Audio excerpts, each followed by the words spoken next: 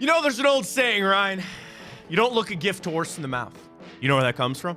Wait, say that again? You've never heard that? What is it? You never look a gift horse in the mouth. I can't say I have. What that means is when somebody gives you a gift, you don't look at it. The whole point is back in the day that you'd be able to tell a horse's health by its teeth. So if somebody gave you a horse for free, you're not supposed to look at it and go, well, wait a minute, man, you're giving me a bad horse here. You're not supposed to do that. And I think in a way, the Cleveland Browns were given a gift this weekend by the NFL.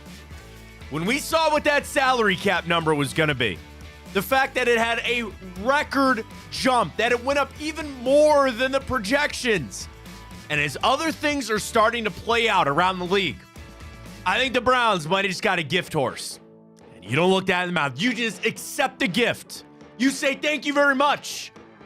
We're going to use this to our advantage. We're going to make the right decisions to help our football team. And it might be a tough decision to be had. It might rile up some people, but it's the right decision for the Cleveland Browns. And they got handed a gift by the NFL. I'll tell you what it is. I'll tell you what they got to do with it. We'll talk a little Cavs after a nice win last night and the return of Donovan Mitchell. People are upset at Darius Garland. I don't understand that. We got time up. We got the morning update. We got our bracket of the week, which I'm excited to tell everyone what it is later. We'll give Immaculate Grid another try today as it rolls on. And I got a story for hour two, Ryan, how somebody spent $2.5 million on a single letter. I'll tell you what it's about. In hour two, we got you locked and loaded. Monday edition, right here on Big Play. Welcome to the show, everybody. I am Matt Fontana. He is Ryan Tyler. Good morning. If the voice is a little off, I was at a wedding. We were screaming the whole time trying to talk to one another. Yeah, how was that, man? It was great. It was a good time. Shout out to Pat and Sarah. They're on their way to Jamaica as we speak. Great weekend. Tremont Ballroom. What did you give that look of like you wish you I wish I was in Jamaica. Jamaica be cool. I've never been anywhere close to that. I've been there. Have you? Was it nice? Okay. That's where they're I going. was super young though, so I was like, Well, the interesting part is they got married Saturday on a plane this morning. Like, I know people that get on the plane the next day. My wife and I took a week off. I highly recommend that. Whenever you get married, take a week off. Like, we went back to work. And then we left for our honeymoon. Breaks it up a little bit, just the monotony, all that. So if the voice is a little off, I apologize. I've been struggling because we were at a wedding. We were screaming, trying to talk to everybody. It was a fantastic weekend. Happy to be a part of it. We got some big news for the Browns over this past weekend. So there's a lot, related. Like now it's official. T. Higgins has the franchise tag. That was rumored. Now it's actually just happened this morning. So he's off the market there. Mike Evans is not coming here. He's going to stay in Tampa Bay. But the bigger news was the NFL salary cap, which was set at $255.4 million per team. That was a record jump of $30 million, a 13% increase on the salary cap, which had never been done before. And I think the bigger thing here, Ryan, is it was over the projections. GMs and NFL teams were operating that they thought it'd be somewhere in like the 240s, right? Now you're up. You got a little bit more. So I click on over the cap. And the Browns were operating, somewhere around I think 11 or $14 million over the cap. Now you're only at 7.7 with the extra money out of the salary cap. Why am I bringing this up? Why did I start talking about gift horse and all that kind of stuff that Ryan never heard of? Here's the reason why. I think this is all lining up for the Browns to not restructure Deshaun Watson this offseason. And when you don't do that, it starts the conversation of getting out of Deshaun Watson's contract. And I'm not here to make that declaration today that the Browns need to get out of this contract or that he's never going to be the guy. But what I've realized is this. You were gifted this extra money from the NFL.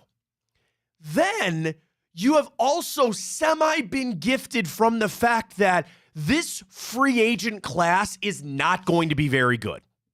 I think as you continue to see the salary cap go up, and as you continue to see how the NFL operates, there will always be cuts. There will always be players, good players, that get cut. But the vast majority, especially with this Cleveland Browns team, run through that free agency list, Ryan. There's nobody on there that I go, oh my God, there's no Mike Evans. There's no T. Higgins that you can say, don't even let them sniff free agency. They're going to leave. So if I operate on two things, I was gifted extra money from the NFL, and this free agent class is not what you expect it to be. We are biting the bullet here. You take on most of that Watson deal this year. With the restructure, which I know people hear that term a lot, here's what it is.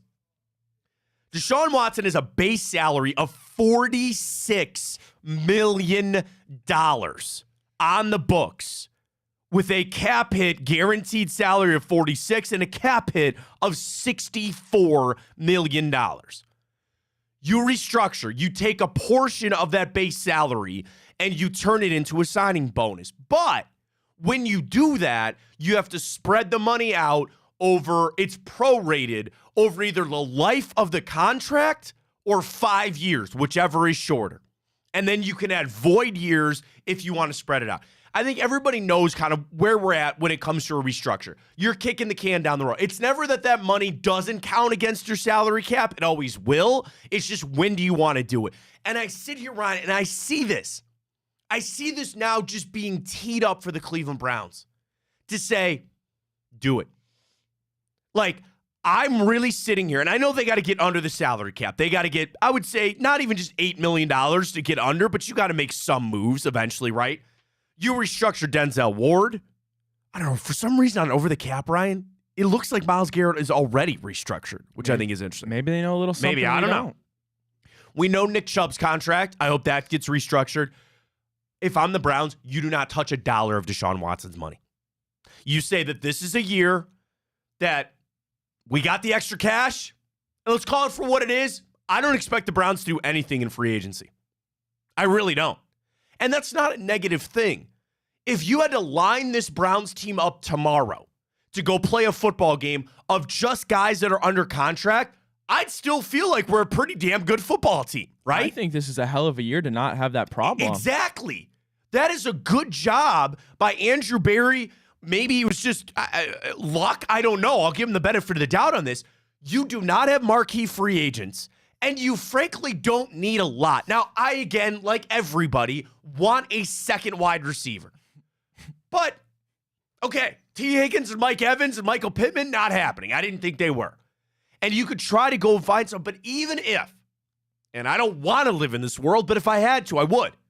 If you had to run that receiving core out there again with the same guys that you have, you could do a lot worse. So when I think of just how this is all kind of lined up, it makes sense to not touch Watson's contract. Now, the problem is, Ryan, if that happens, what's everybody going to start talking about? The Browns want out of the Deshaun Watson business. If they don't restructure him, and they're basically saying, we're going to take some of this money on here because we got to pay it eventually. Now's as good a time as any. That's going to start people talking if they want out. You want to know what? That's not a bad thing. And we have to be able to have those conversations. We have got to be able to say there's a world that they eventually get rid of Deshaun Watson. Some people wanted that day to be today and tomorrow or yesterday. Other people want to see how it plays out. We got to have those tough conversations. But do you know what the Cleveland Browns have to do, Ryan? Maintain flexibility. One of the most powerful things that you can have as a pro team is flexibility. Cap flexibility, roster flexibility. And the Browns are a little constrained, as we know, on that deal. Here's your opportunity to maintain flexibility, to at least keep that window open that he's not the guy. And I'm not trying to make that conversation right now. There's a lot of people who want to talk about all season. I have no idea. I'm just saying right now, with today, with the information that I'm operating on right now, you have been handed this giant gift. Now, people will scream, go use that extra money and go sign a player or bring somebody in to help. I understand that. But I think the biggest issue facing the Cleveland Browns right now is not having a number two. It's the Deshaun Watson contract. And I would love nothing more than for him to go out this year, play amazing, lead the Browns to a 12-5 record, Number one seed in I'm saying in the East. That's the Cavs. Well, number one seed in the AFC. And we go into the playoffs. And you want to know what? At the end of the year, you were going to re-sign him to another deal anyway. There is no harm in just eating some of this now. And if he goes out there and he proves he's the guy and you can re-sign him to a deal and here's all the money and here's all this and that, fine. He doesn't do that. He doesn't play well. You don't want to be sitting there at the end of the season holding the bag going, what are we going to do now? We added these void years. Didn't pay off this money right now. I see it lining up. And the problem is, Ryan, that we as fans get so conditioned. We love draft picks, which we don't have. You love free agency discussions, which I'm telling you, I really am sitting here now with the primer. It ain't happening, man. It's really not. And listen, a lot of elite players never see free agency. But, and I don't mean to take shots, and I'm not saying that they won't sign some free agents. They will. But if you go to anybody's top 50 or top 100 available free agents, there's some good play. Ryan, there's no, like I like Justin Matabuke as well as much as anybody, right? Like he's a D tackle. Josh Allen, not that one, the other one. The pass rusher, he's a good player. I'm not talking about Myles Garrett. I'm not talking about Micah Parsons. Like any team that truly tries to build their team through free agency will never get there.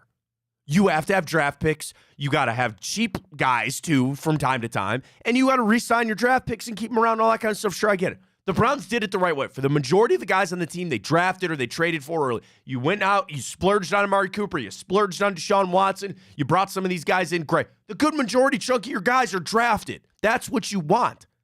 So I think we need to condition to not care about free agency anymore. Your team is built. The Cleveland Browns team, the structure, the core is here. And they're going to be here. That's the other nice thing. A good lot of these guys are not going anywhere. So if I, again, have the core locked up and cinched up, I have a year that it's down in free agency relative, and I don't have any money, do it. Do it.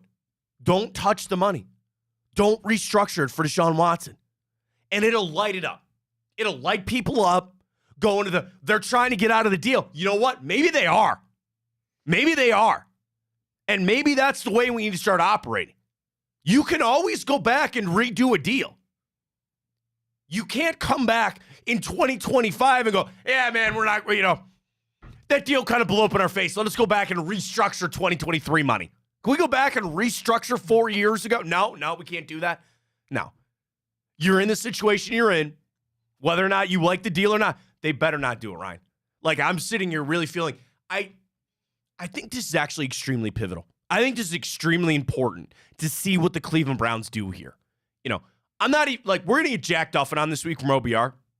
I'm the amateur of amateur capologist over here, okay? Jack knows what he's doing, and certainly Andrew Barry knows what he's doing. But if I can sit here on my base level understanding and say, man, we just had a giant window open for us here, you better jump through it. A door is probably more apt than a window. You got a door that just opened here for you. You better walk on through. You better walk on through. And whatever conversation happens, and I tell you this, I'll be one of the first ones to try to calm people here on this. Because if they don't restructure and people start getting loony and start getting crazy, I'm going to tell you, well, that's of course what they were going to do. That's the right thing to do. I'll remain to see. I think this is big, Ryan. I think this is really big as I'm starting to see what the Browns are going to do this offseason. Waiting on that. We know the franchise tag's not happening for anybody here. It goes to T. Higgins. They're not going to let Mike Evans go. I'm here, Michael Pittman. It just kind of, again, all lines up. What are you going to do?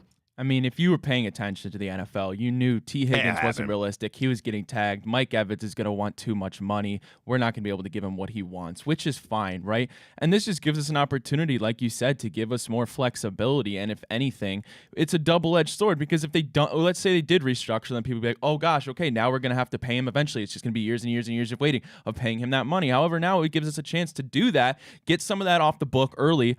earlier than we expected, I should say. And then you can still probably get a receiver in a Gabe Davis, a Marquise Brown, who you originally probably were only going to get in that tier. That's exactly right. You always got to look at it of who was actually attainable.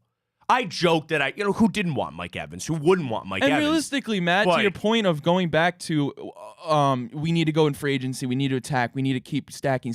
Yeah, that's true. Every team wants to do that, but go back, look at last year, right? What was our problem with getting over the hump? At the end of the day, Joe Flacco did amazing, but at the end of the day, it was quarterback play. You compare that with, yes, our defense didn't travel, but that's something you fix internally. Bringing in somebody, I don't think necessarily going to fix that problem, and it all rests on Deshaun Watson's hands, as we know, and that's never going to change as long as he's under center here in Cleveland. And that's what I'm saying. The Browns have got to keep operating that he's still going to be the guy. It's not that you have to make that decision today, but as smart as they are, I think they want to leave things open. Speaking about moves this offseason, I flipped over to ESPN.com, and I saw this. I think this is Aaron Shaz, and he brought up a lot of different is he over at ESPN now? He must be. It's on ESPN.com. I'm assuming, I guess that's kind of a rhetorical, stupid question. But shout out to him. So he went through the bold offseason move for every team, right? Pittsburgh, trade for Justin Fields. God, I hope not. Cincy, he says draft a wide receiver in the first round. Okay. Baltimore, cut Ronnie Stanley. For the Cleveland Browns, and take this as a bold prediction, I use the word bold, bring in competition for Deshaun Watson. And again, I don't think that's not trading for Justin Fields. That's bold. But here's what Aaron writes. It's pretty simple. The Watson trade has not worked out. The offense has been much better with other quarterbacks. Okay, fine. They need to bring up competition and a backup plan in case he starts off poor in 2024. And he said they can do one of two ways. They can use their second or third round pick on a young quarterback and let that person compete with Watson. You think a second-round quarterback's going to compete with Deshaun Watson? No. The only way I imagine that is even a possibility is if Penix fell in our lap. But Bo Nix but then again, competing, man. That just, I think, would be silly. That holds me off of my wide receiver. Exactly. What's the point of that? No. Yeah, that's just building where we don't need help. And he writes also, or bring in a backup veteran quarterback like you done that you already kind of worked with and all that kind of stuff. Then just keep Flacco if that's really what you want to do. I don't want to do that. I don't either. I don't either. And here's my reason why. This season, for however it's gonna go, that's not gonna fix him. You're ride or die with Deshaun Watson. Yeah, what do you want us to? Our because hands are tied. Again, the worst thing that you can have at the end of the year is still having the unknown. I don't want him to go out there and fail, but if he's gonna go out there and fail, I want him to make it so amazingly, unbelievably obvious that it's not going to happen, that it's an easy decision. I hate indifference. It could be this or it could be that. And you had some of that with Baker Mayfield when he was here, right? You didn't know for sure, but you also didn't know for sure he wasn't it. You had somewhere in between. I'm ride or die with Deshaun Watson this year. I want him playing all 17 games. And again, I would like it to be that he averages 300 yards a game and a couple of touchdowns. We go 12-5 and get the number one seed in the AFC. That would be ideal. That's what I really want. But if that ain't going to happen, I need to know that answer too. And you only get that by him playing. Now, what Aaron's point is, and I'm not ripping Aaron for this, I think it's an interesting point. He's saying if it goes bad, you still need to try to keep it on the rails. You could have a season like you did this year, right? Or last year, where you keep it on the rails. You got to keep that locker room together. I understand all of that. But everybody in there knows as well as we do, you need Deshaun Watson in place so you get some answers. You need him to be out there. And where we sit right now, you don't have him. And then it comes to the contract, and then it comes to what the NFL has been able to do now. It all kind of piles back in. Bringing in, that's not bold either. I don't think that's like a bold thing. No. So you want some of the other ones? Yeah. In the AFC? All right, so again, Aaron Shaz on ESPN, bold prediction. He goes by division. AFC East, trade away Stephon Diggs. Yeah, I'm fine with that. I agree. Can I just... No, that will never happen. What's his contract? I'm looking it up right now. Okay. All right. Stephon Diggs. Contract. 2024, base of 18.5. Cap number of 27. That's a bad contract. That's not happening. It goes up and up and up and up and up and up and up. All right, maybe not happening for Stephon Diggs. Interesting. So I think about Miami cut their kicker. New England draft Marvin Harrison and wait on a quarterback later. I think they're going to go get a guy in free agency. I really think New England is going to be primed for a free agent quarterback. No, I mean, if they can get the likes of, like, Kirk Cousins would be the ideal, right? Because sorry. Marvin Harrison, I think, is clear. I think it's kind of the majority pick outside of quarterback, right? He's definitely the best player in the draft, hands down. And if you can go get Kirk Cousins, then that'd be your best bet. And even if you get a Russell Wilson or a Derek Did you see him come out and go, I hope I can still win Super Bowls in Denver? Russell said that? He said that. Does he not know he's getting cut March 1st? I don't, denial is it's a river in Egypt. He literally said, I hope to win a couple more Super Bowls, and I hope it's in Denver. Bro, you can go and follow them on Instagram. He hasn't started packing? You can go and follow them on Instagram like Justin Fields did, okay? It's over, bro. And I feel bad because that's probably awkward for him. And he is the cringe king of all cringe kings. Yeah, he is. Although somebody else just said, I'm like, man, that was so bad. Dan Orlovsky? He's getting there close, man. I can't do the today's your day to rise and grind stuff anymore. Here's what I need. And this isn't me ripping Dan Orlovsky. I need 2 different Dan Orlovsky accounts. I need one that is just football. I like him a lot. The other one is he can sell you the self-help books that he reads and the self-motivation and the guy from high school that wrote a book that's telling you about rising and grinding. That can be one account. I want to follow the football account. Today's your day, man. Today's a new day. Rise and grind, bro. Everybody knows those people. It's Dan Orlovsky. But anyway, I don't mean to rip. I got a little interested here on the bold prediction for the Jets. Fire Robert Saleh and hire Mike Vrabel. And Aaron writes, the head coaching carousel's done. It's early. They're going to do a fire alarm this morning. They told us not till 9:30. How dare they? Is it that bad? I don't think. I can't really hear it much. I hear it. I hear it. I think it's only for a minute. It's just a fight. It's a drill. It's a drill, everybody. You can't see it on the thing and the flashing. I think we're good.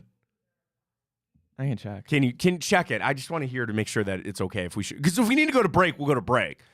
They came in and said, hey, they're doing a fire alarm this morning, just so you guys know, and we know you tape, we're in here. They told us 9:30, so we were going to try to break. It's 9:23.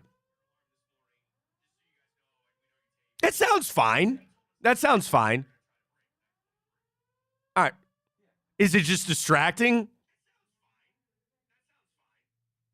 That's not so bad. We'll keep going. Let's keep going. I don't think you can hear it. All right, good. Aaron writes, firing Robert Saleh and hiring Mike Vrabel.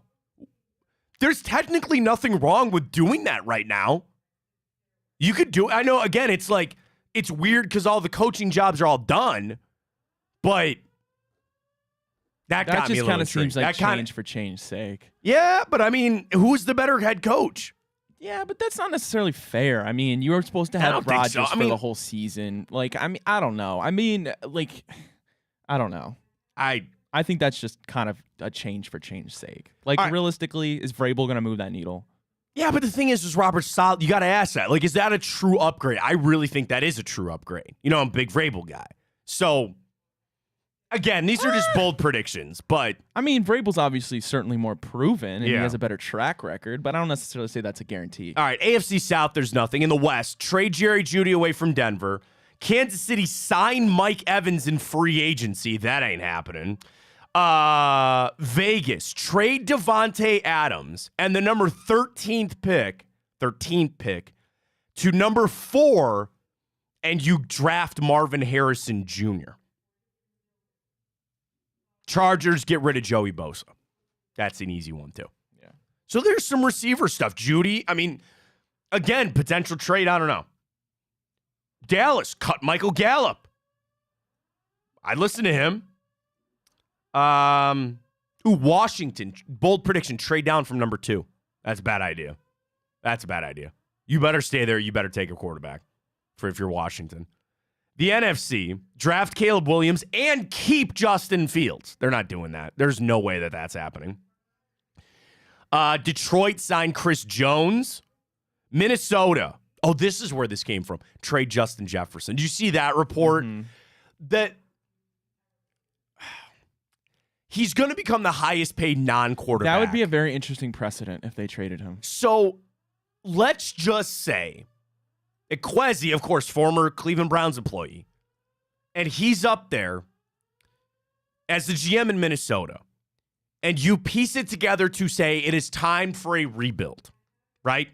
You let Kirk Cousins leave, you know, tear it on down. But wouldn't you not think that Justin Jefferson would be somebody to hold on to with TJ Hawkinson, with some of the other pieces, with Jordan Addison? I don't know. Here's what Aaron writes. This would truly be a bold move because Jefferson is a great receiver. The suggestion is not to belittle Jefferson's abilities. He writes into some stats. He's very good. However, Jefferson's salary ballooned to $19.7 million because of his fifth-year option this upcoming year, and it's going to be even higher if the Vikings try to sign him to a long-term extension. But he's also making noise that he wants to know who the future quarterback is before he signs that extension, and probably wants Kirk Cousins back. But of course, Kirk Cousins is at 35. He's probably going to sign like a bloated 3-year contract that'll screw up their cap numbers even more. So why not go into a total reset? You trade away Jefferson for a couple of high draft picks, use one of them to draft his replacement, and do it the same way that the Vikings traded away Stephon Diggs. And that seemed to work out in their favor. Again, I'd like going back to what I was talking about with free agency earlier, the more moves that happen, the better. The more craziness that can happen for the Cleveland Browns this offseason, that's good. That's when you slide in and pick a player up and you want moves or a team to whatever, right? The more moves that happen, the better for the Browns. Go ahead, trade away Justin Jefferson. Go do it. Trade away all these guys. Move it all up. I'd love for that to happen. It'd be great. NFC South, Atlanta, trade for Justin Fields. Trying to think. Tampa Bay, trade Justin Fields. Aaron has like 4 teams on here trading for Justin Fields as their bold prediction. That's pretty much it. So again, these are all bold predictions around the AFC, NFC. 4 of them trade Justin Fields, and for the Browns, bring in competition for Deshaun Watson. I don't know how bold that gets. All right, we got more Cavs. Hopefully this fire drill will be done by the time we're done. I think it's gotten louder. Everybody's standing out here at Burke, like looking at us going, how the hell are they doing their show right now? There's a fire alarm today. Safety is key. Safety is paramount. Now they're checking all the rooms because they got to make sure that all the alarms are actually going off. I always wonder, Matt, like what happens if there's a fire during a drill? And like well, technically we are supposed. Remember in school, you got up and you walked out. So like if there was a fire right now and it engulfed us, that's our fault because technically it went off. We were supposed to get up and exit the building. We got plenty of exits. There's an exit right there. We're fine. Yeah, we got plenty. I'll run out in the airfield if I have to. I'll do whatever I need to do to get away from the fire. But we're good. You may have my attention. Got to get out. A fire emergency has, again, this is a drill, has been reported in the building. Exit. Well, there's no stairwell here. I guess unless you're in the tower. So let's catch our break. Hopefully the fire alarm will be done. We got to talk Cavs coming up. Are people pissed at Darius Garland? Yeah. Is something going on with that? Yeah. I don't know what that's. We'll get that. Got Donovan Mitchell back last night. A bit of a slow start for the wine and gold coming out of the break, but nonetheless, here we are. So we'll discuss the little Cavs coming up, where they stand in the East, and really, are people upset at Darius Garland? That all comes next. Folks, Monday, big day here at Big Play. We kick things off every morning, 9 to 11. Then coming up later tonight, you got Reflog. You got Hanford. Yeah. Hanford. You got Greg and Blake. And tonight, Booby. Booby's tonight too. Perfect. Folks, Big Play's the place to be. Follow us on Twitter. Use that code. We'll get to Typico in a second. You can just follow us on Twitter. You don't need a code there for Big Play on Twitter. YouTube, Facebook, Instagram, all the places that you need it. Right there, Big Play. Follow each of the shows individually. We're at Matt Fontana Show up on Twitch, YouTube, and Facebook and Twitter as well. So catch us there. Now, the code I was going to tell you about, Fontana 100. Folks, Typico, the place to go. We got some boosts coming in from Reflog now. Yeah. When's the competition happening? Actually, just got an email this morning. Did you? You're probably on. I don't know if you saw it yet. He just tweeted. He sent us an email about it. I haven't read it yet. No, I haven't. I'm read not it on that email. I'll forward it. That's probably not a good thing either. Folks, we got a competition coming with Big Play and Tipico, and it's going to be show v show. You're going to want to get involved because here's the thing. I don't think I'm spoiling anything. We will fully announce what the competition is going to be, but you will have a chance to win some prizes with our friends at Tipico. So here's what you need to do. Get signed up. If you haven't signed up yet, now is a great time to do it. Download the Tipico app. Use the code Fontana100, Fontana 100 in the promo code section when you sign up. What happens? You deposit and bet $25 on whatever you want. It could be the lock of all locks.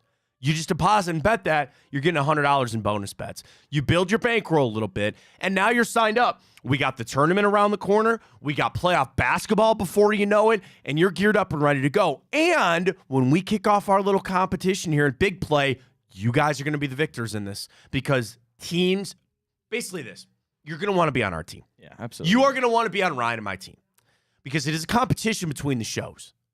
And it's a competition that if we had been keeping score, Ryan, I think we'd be in the lead. I think so. By a wide margin. So you want to get signed up and then be listening, be geared up, ready to go for our competition coming up with Tipico. Again, use that code Fontana100 when you sign up. Got to talk some Cavs. Why people are angry at Darius Garland, I don't understand. Donovan Mitchell's coming to his defense. And I've got a take on Darius Garland you're going to want to hear. Stay with us. Fontana Show right here on Big Play.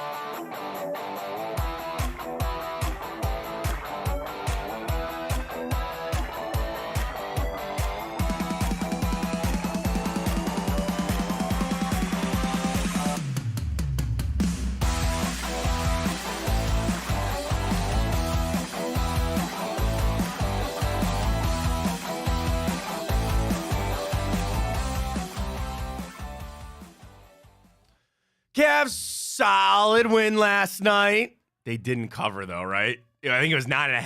Ah! Yeah, no, dude, it was like 13. Oh, was it? Yeah. Oh, because they won by 9. I thought it maybe 9.5 in some places, but you're right. I think it was 13. Let's talk some Cavs. Why people are upset at Darius Garland, I don't know. Welcome back. Fontana show, fire drill and all here at Big Play. It'll be over. A whole wave of people just went that way. So there's probably only so many things we need to go. If you hear the fire alarm, we're okay. It's just a drill. We apologize. And we move on forward. So the Cavs got a nice win last night, even though, should they really struggle with the Wizards like that? The 2 games they dropped coming out of the All-Star break, you're like, all right. I mean, can you really be that upset about it? I'm not. Orlando kind of got you. I was really kind of shocked on that Philly game. And they came back and they got a solid win. The interesting thing is, though, Ryan, that in those 3 games coming back, 2 of which you did not have Donovan Mitchell, but you had to have Jared Allen lead you in scoring. Now, if I sit there and I told you in a 3-game stretch against what should be 2 playoff teams in Orlando and Philly, you lost those games. And Jared Allen was your leading scorer. So I would easily sit there and tell you that's not a recipe for success. I know that he's having a great year. Mobley with 21, which is great. It was a big guys game last night. They needed it. Nice 16 there from for Donovan Mitchell. But then there comes Darius Garland. And Donovan felt like he needed to speak out on this, Ryan. Now, there's quotes. We haven't seen the video. But apparently, he's been hearing negativity when it comes on Darius Garland. Now, I go back to just his recent games. In the 3 games, 18, 20, and 17. This month of February, which again started out with him coming back off the jaw injury, playing some limited minutes and limited shots, he's averaging 14 points per game. Now, that is not good enough. You expect that to be more from Darius Garland. But what I think people also need to realize is that as this team took shape with Mobley and Garland being out, that they found their way without him. When they came back, you were going to reinsert them into the lineup, sure, but understand that eventually somebody's minutes, somebody's points, somebody's touches were going to get cut. And maybe we were all just being naive to sit there and say it wasn't going to be Darius Garland. Maybe it is right now. The problem is, and why people maybe would get upset, he re-signed a deal that he should not be averaging 14 points per game and being the guy that's got his minutes cut. Unfortunately, maybe that's the world we're in right now. In the same stretch, Evan Mobley is averaging over 16 points per game. Jared Allen averaging around that, I guess it's all relative. I think it's interesting. Do you have the quote from Donovan Mitchell? Can you read what Donovan Mitchell had to say about Darius Garland here? Yeah, absolutely. I'm on social media, and again, this is Donovan Mitchell. I'm on social media, and I feel like people aren't giving Darius Garland the benefit of the doubt. I want to speak on that because I think it's bullshit. At the end of the day, he is a kid that has proven himself not only to the Cleveland fan base, but the league as well. They're ready to rag on a kid for what? 1/2 of a season? I think it's bullshit. I've been wanting to say that. I do think that is obviously something that is boiled up. You don't see 2 tweets and feel like you need to go say something, right? So he's seen enough, and he's had it. Okay, I think Donovan realizes this like all of us. There's always going to be a negative group of a fan base where the Cavs could be playing their asses off, and they still don't like JB Bickerstaff, or they still don't like Darius Garland, or they still whatever. So there's always going to be that. So I would say don't get wrapped up in that too much. I try to tell him that. Then it comes down to, this is my friend, this is my teammate, and this is a guy that I'm going to go to bat for. I don't want people talking ill will of you over there, Ryan. I'll get pissed off. I'll go after him. That's fine. Doesn't really happen, so that's good. But he's also got to realize, this is just the ebb and the flow of things. This is how it goes. And as the season rolls on, and as you see where the Cavs are trying to go, maybe we need to be open that it's Darius Garland. Now, the thing is, again, people start to draw comparisons, and they start to draw he's making all this money. What does that mean for Donovan Mitchell? Can these guys coexist? And we're trying to write a narrative, and we're trying to get answers to questions that just frankly aren't there right now. What I want to see is this Cavs team, I'm going to be honest with you, turn it around a little bit right now. Was not happy with those 2 games they played last week. I know it was a back-to-back and everything, but still. They got back in the win column last night. Great. And they have a really brutal stretch coming up. They have a really tough stretch that actually no team in the NBA has got to go through this stretch coming up that the Cavs are on. Was it 12 games in 18 days, I think? Yeah, it's like crazy amount of cities. It's a lot of back-to-backs. They are going to have to fight through this. Now, as soon as they get through that, you're kind of on easy street out till the playoffs. And that's where I watched the standings, and I'm nervous to see where we at again this morning. Right now, 7.5 back of Boston, man. But now all of a sudden the Bucks are only a game behind us as well. Knicks are fading a little bit. Got a 3.5 game lead on them. So you feel good about where you're at in that too. But you got to start winning games. And I would say just not to like freak out. Yeah. And I get that people, they want Darius Garland because we're so conditioned that Darius Garland was the future of this team. And I'm not saying that he's not. It's just that his future might not be the one that you thought it was. And that's okay. And it's funny because I sit here and I'm talking about Deshaun Watson's contract and what the Browns are going to do and all that kind of money. And I guess I could come back to the comeback. It ain't our money to count. And it's not our problem to deal with it.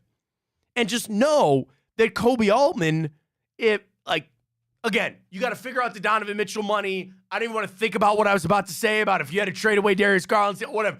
He'll deal with that when time comes. That's the problem, Matt. People are trying to sit there and say, he better ship up or shape out. Because what was it, Matt? What was it? Shape up or ship out. What was it, Matt? When Darius and when Evan Mobley, when we knew they were going to be out for about 2 months, what was everybody saying? They were saying, trade Donovan while you can. Trade him while you can. Trade him while you can. Okay, fine. We stay afloat more than that, actually. We go on the best stretch in the NBA during that time, and we're sitting in the 2 seed. And then as soon as Evan Mobley and Darius Garland come back, what was it? Oh, now we can keep Donovan. He's our star. Trade Darius or trade Evan Mobley, right? They can't mesh together. Well, they found a way to do it heading into that last stretch in the All-Star break. They cracked out another 9 of their last 10. And now they want, because we dropped 2 games, to freak out and panic. And yes, this is a kid who has an injury history, right? He can't stop getting punched in the face. It's crazy, Matt. But at the end of the day, yeah, he's been back in basketball for what? As much time as he missed, like a month or two. About a month, yeah. Let's relax. And again, to go back to Donovan, you love to see him sticking up for his friend. Because, yeah, you got to imagine it's maybe a little bit tough for Darius, right? We initially thought when he signed that contract, we didn't know we were getting Donovan Mitchell, like you said exactly. We thought he might have been the future of this team. And then it turns out it's more likely Mitchell because, realistically, yeah, Mitchell has a higher ceiling. He's a better player than Darius, as he's proven. But, let's take a step back, relax. We're still in that 2 seed. What do you expect? You want us to be the 72 or 73-9 Warriors? That doesn't happen. Teams lose great games. We've seen Milwaukee drop games to Portland. With Doc Rivers, they were dropping games back to back. It happens. We're not. Yeah, we might not be on a level right now, Boston. But let's relax. Let them get back. And Garland might show up next month and get back to who we expect him to be. Matt. Nothing. Darius could go out here. And drop 340 balls in a row, right? Nothing's going to matter. Nothing's going to calm us down until you get that taste out of your mouth from the Knicks last year. And the only way to do that is into the playoffs. So it's if you know that that's the only thing that's going to fix it, why stress right now? I mean, people are stressed because it's actually starting to get to crunch time. People are I see, and I know the TV ratings for the Cavs are down and people are all upset and all that kind of stuff. The thing is, it's starting to be go time. We're about done with February. We are 2 months into 2024, which is just insane. You got March and then April starting to roll around. And you want to be playing, because here's the other thing. It's a conversation we've had. Are you fearful that they played their best basketball a couple of weeks ago? I'm not saying I'm making this jump. But would it be easy to do, Ryan? We were playing our best basketball without those guys. That is false. That is fool's gold, right? Don't believe that. But the fear is we need to be playing our best basketball for the playoffs. You want to go win a series, you want to go win a championship, all that. First off, we have so much time to get this figured out. But at this exact moment, we've seen us play better basketball. And what's the channel? Well, Darius Garland came back. Evan Mobley came back. Evan Mobley's playing fine. So there's your lightning rod. That you sit there and you want to drill it on Darius Garland. That's not fair. I know it's not. But that's what I think some fans are doing. And they're starting to understand playoffs are right here. Where are we going to stay? At the end of the day, I want to stay in the 2 seed. I'm just happy that we actually are going to get a top 4 seed. You would have to have an epic collapse. You would have to screw up royally to not have a top 4 seed. And that's all I asked for at the beginning of the season. So I can't complain. I can't sit here and start switching stuff on you. And that's what people love but to do. I know They did the same thing for the Browns. They did the same thing for the Browns. And you go, well, I know they're to a better level. I know they're better than just being a 4 seed. Okay, well, yeah, then they got up to almost 2. I'm happy that that's where they're at right now. I expect them to stay there. I want them to stay there. But I'm also not recalibrating to some huge, massive, unrealistic expectation. I still want them to win a series or 2. Outside of that, we'll see where it goes. But I'm also not sitting here saying, like, Darius Garland's some problem. And that's like, I actually, and this isn't, I'm not trying to disrespect Donovan Mitchell at all. I think he got hooked. I think he got hooked because, okay, let's call it for what it is. He saw that on social media, right? Where did he see it? He's pretty active on Twitter. I'm assuming that's where it was. So it was one of two things. Either somebody retweeted it and it got onto his timeline, or what I hope didn't happen is he went searching for it. And I will tell you this, when you go searching for it on social media, you're going to find it. And what do I mean by that? If you want to go search for Donovan Mitchell hate, I'll find it for you.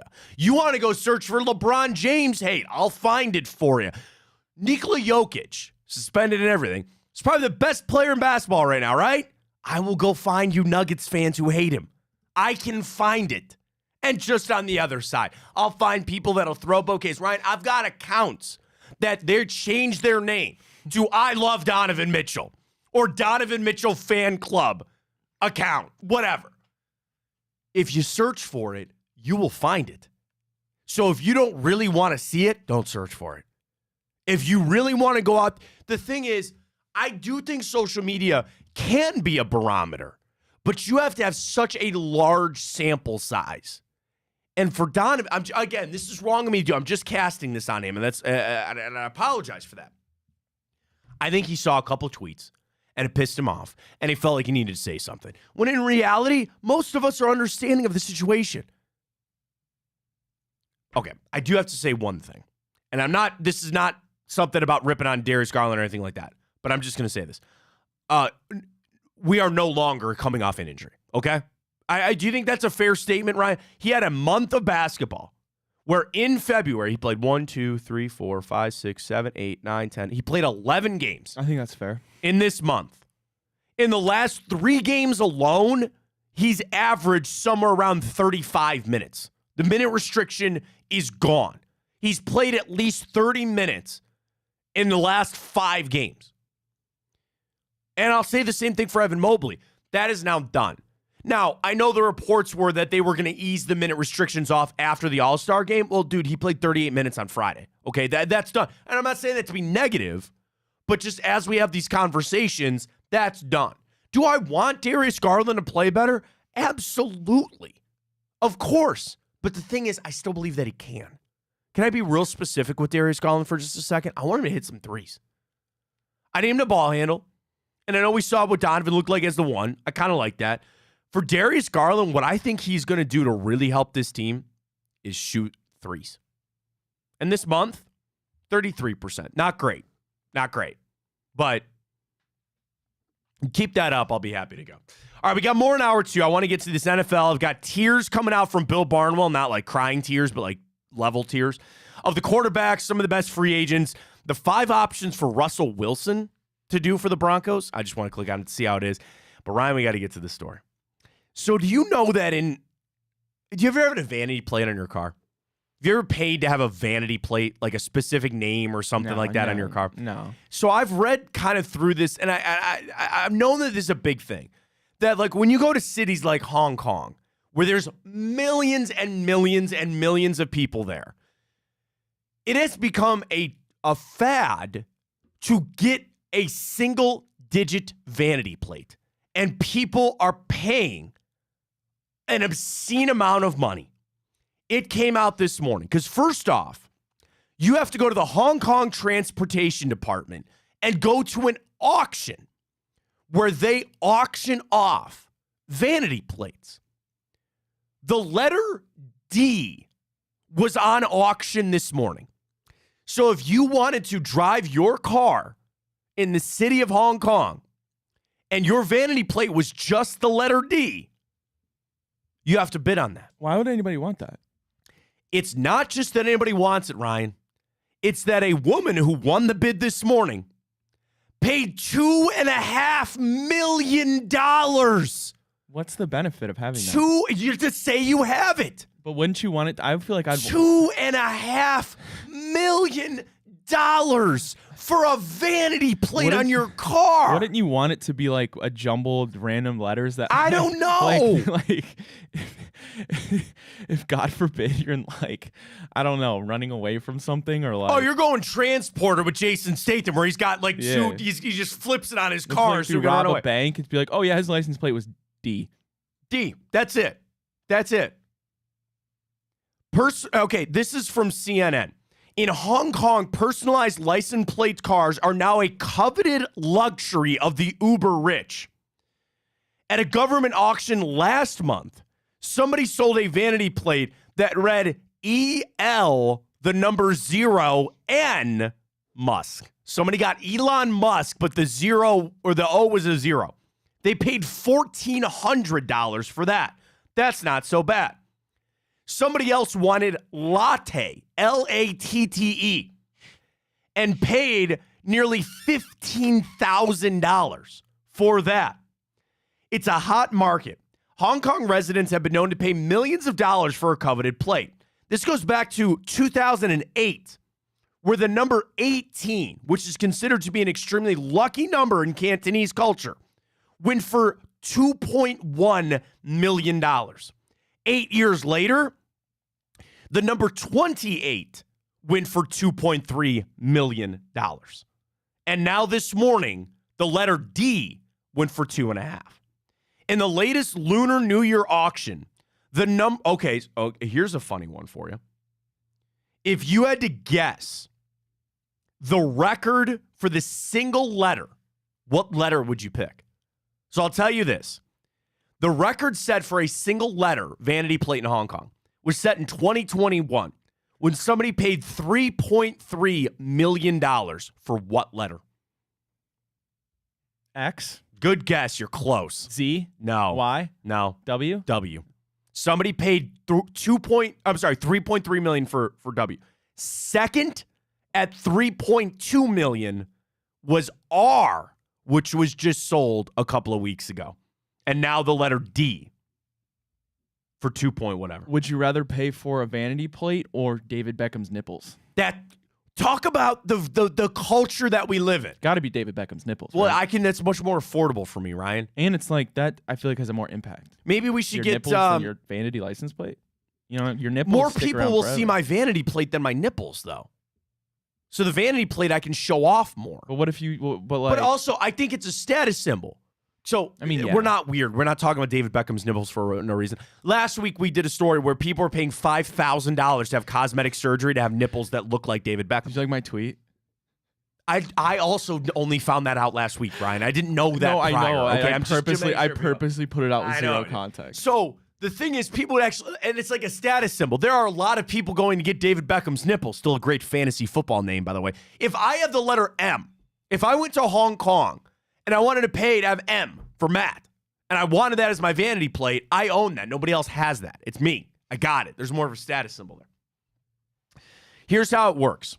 Since 2006, there's been over 40,000 personalized vehicle registration marks have been sold at auction, with prices usually starting around $640 American dollars. Interested parties must first inquire on whether their proposed mark would meet the requirements. So you can't put like F-U, K. I don't know if it means the same thing over there. You can't put like swear words. You can't put vulgar things on. Poop. Maybe. I don't know. Owners can create plates up to 8 characters, but they cannot include the letters I, O, or Q. So that's why if you do O, you have to do the number 0, which is a great 2 for Tuesday. Is 0 actually a number? What? There's people out there that say 0 is not a number because there's no value to it, so it's not a number. That's not what a number is, though. A number doesn't equate to a value. No, a number has a a value. But a number is different from a value. That's a fair point. I'm not saying I lean on either side, but I'm just saying. So you have to inquire. There's actually a whole fan account called HK Number Plates on Twitter, which shares the favorite ones that they've seen. There's been some that are like dark side, like I don't know about Pink Floyd, but I'm assuming probably more Star Wars. OKLA was one of the favorite ones, but it was like 0KLA. Trying to see if there's more money here. The account has gathered about 2,500 images on the platform for some of his favorite ones. A yellow Lamborghini with the license plate SIN has been seen around Hong Kong. I got a Maserati that says, "Are you okay?" I guess it's kind of funny. I don't know. TGIF, LIV, the number 2 LUV, Live to Love. Okay, fine. City Life. A number of eye-raising ones, including Beaver, Mr. XXL, and a rather cheeky Pass Gas was found on a Tesla recently in Hong Kong. Oh, I get it. They don't have the gas. They have to pass the gas station. There you go. $2.5 million for the letter on a vanity plate in Hong Kong. I'll take David Beckham's nipples. Can I put David Beckham's nipples on the account?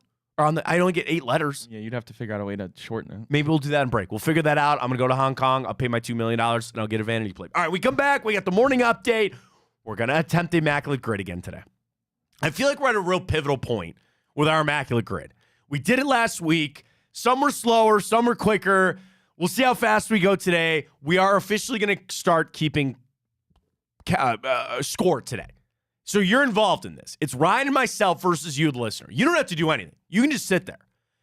But we'll explain the scoring system coming up. We do have the NFL tiers. I want to run through this. I think it's pretty interesting. From Bill Barnwell. Tiers of quarterbacks, franchise players, and he did tight ends and offensive line. I'm not really interested in that, but I wanted to go through the quarterbacks that he's got available for that. We'll talk maybe a little Russell Wilson. We got time up. We got our bracket reveal. We'll get to our Tipico boost tonight as well with our friends at Tipico using the code Fontana100. But we got the morning update comes your way next. Fontana Show right here on Big Play.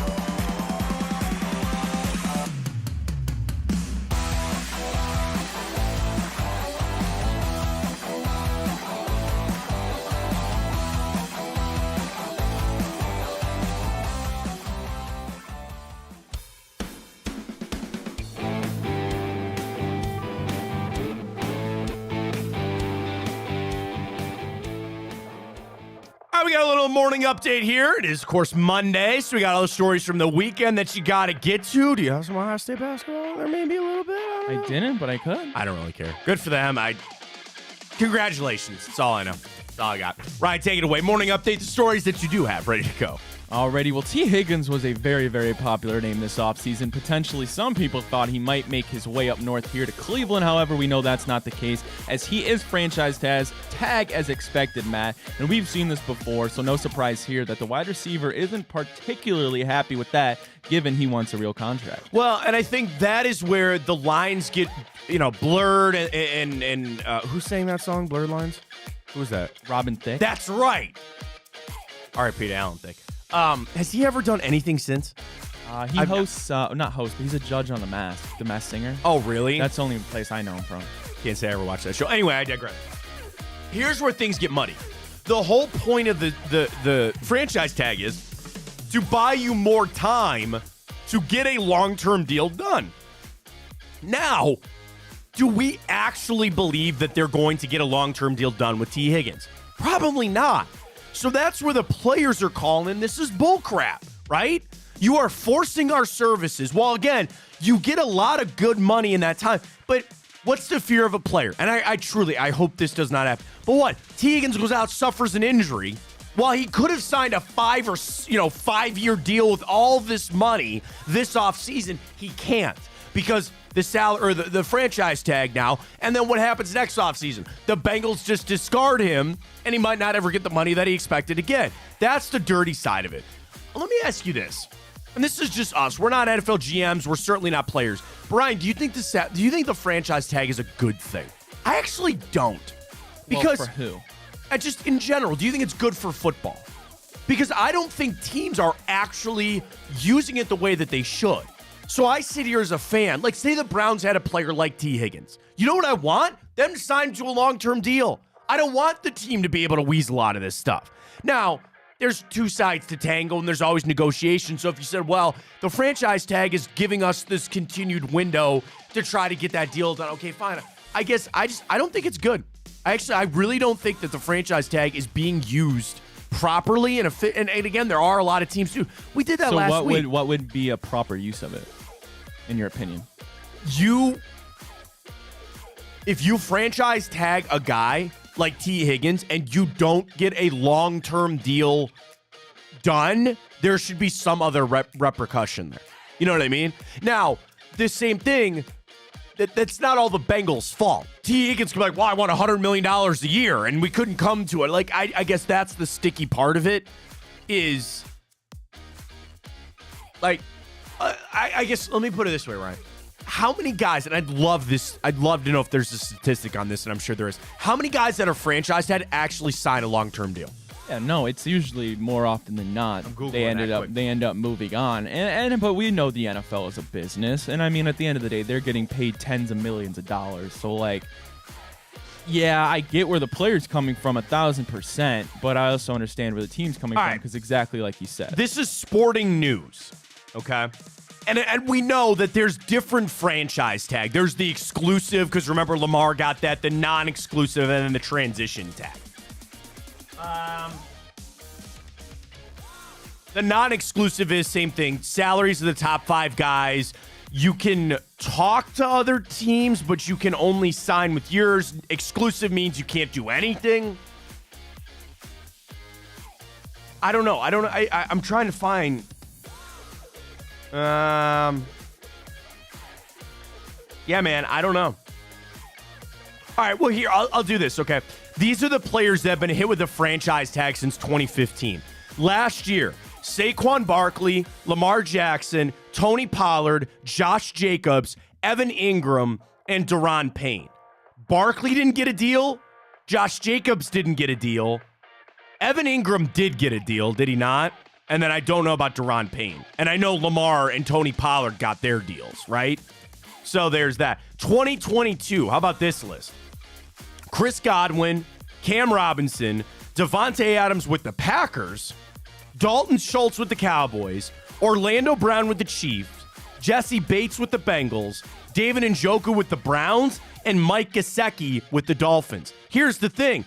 Cam Robinson, or let me put it this way, Devontae Adams, not with the Packers anymore. Dalton Schultz, not with the Cowboys anymore. Jesse Bates, not with the Bengals anymore. Orlando Brown, not with the Chiefs anymore. And Mike Gesicki doesn't play in Miami anymore. That's my whole point. Sometimes it works. David Njoku got it, signed a long-term deal. Congratulations. The vast majority, it's not getting used the way that it should. I think there might be a change coming there in the NFL, but that gets into a little bit of the deep down in the football there, if you will.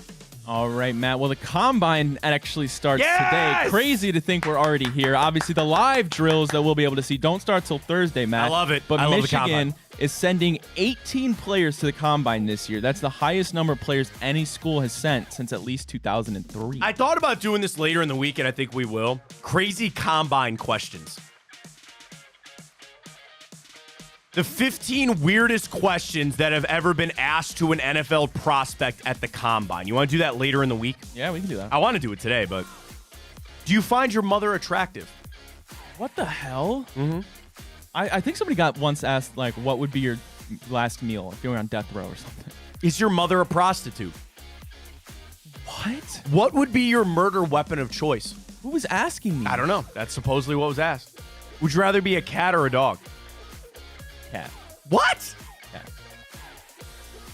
Cat. I guess if I were to be a cat, they live a better life, but I don't like cats. So that's why I'd rather, like, I like my dog. We had to get rid of our cat, unfortunately, but we have our dog still. I love my dog, but I don't like cats. Where are you sitting on a bus that is... You're on a mountain in Alaska on a bus going 100 miles per hour. Where would you sit on the bus in case it crashes, I guess? I don't know. But, oh, here's one from David Njoku. He met with a specific team and he said they glared at him for a while before asking, where does the sun rise and where does it set? Now, the easiest thing would be in the east and the west. It rises in the east and sets in the west. But do they mean, like, where does it go? Or how philosophical can you get on that? So maybe we'll get into crazy Combine questions later in the week. I'm excited for the Combine. And for a reason, folks, we're actually going to draft somebody that you know. Like, you know, I give Browns fans a lot of credit because we love the draft. We love players. So when we're getting third-round guys, I know that a good chunk of Browns fans know who some of these guys are. It's a little easier when you got the 54th pick. And a chance to maybe move up. But I'm going to be watching intently. I want to see some of these guys. I love the Combine, man. And I will tell you full up, straight up, like, you can over-evaluate here. The other thing, don't forget this, it's a giant convention. So there are guys sitting there talking. GMs go to, oh God, what's the place with the fish, with the cocktail sauce? St. Elmo's. Everybody goes to St. Elmo's Steakhouse. I've been inside. All I got was the foyer, Ryan, and they threw me out. You can't get a reservation this week because everybody goes there. And everybody jokes about if the walls could talk there. Do you know a couple of years ago that a bunch of former Browns coaches had a fired Browns coaches party at the Combine? They had a little mini convention about all the former Browns coaches that got fired back at the Combine. The walls are going to be talking. People are going to be talking. We'll see if we pick up some breadcrumbs. You know where I'm at. You know what I'm waiting to see. We get that Greg Newsome. And I'm not trying to run Greg Newsome out of town. I just think there's a lot of sense to be made there, but I digress. I want to see something comes out this week. I think something might be a little, again, something is going to get leaked out. People are going to be talking. I can't wait for the players. The workouts don't start until Thursday, though. It's a whole big thing. They go from medical. That's the thing that sometimes they discover, there's sometimes life-saving stories. They discover a heart issue or the negative ones. Remember Jarvis Jones? He got found out he had spinal stenosis and all that other stuff. There's going to be a lot that comes out. Combine week is here. Browns are already there. It's going to be a great week in Indy. I'm excited to see it. And I finally have NFL Network back so I can actually watch. I didn't have it for 3 years. Finally got it back. AT&T, I love and hate you. I really do.